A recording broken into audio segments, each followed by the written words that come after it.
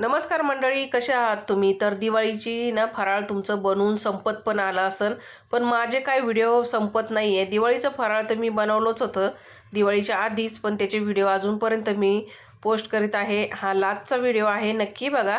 तर आज मस्त अशी मुरमुऱ्याची चिवडा बनवलेला आहे. कुरकुरीत मुरमुरे चाळून घेतले चांगले.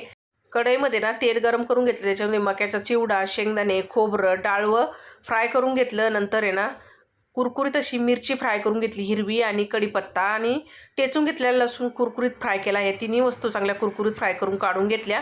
गॅस बंद केला आणि शिल्लक राहिलेल्या तेलामध्ये ना चिवडा मसाला टाकला.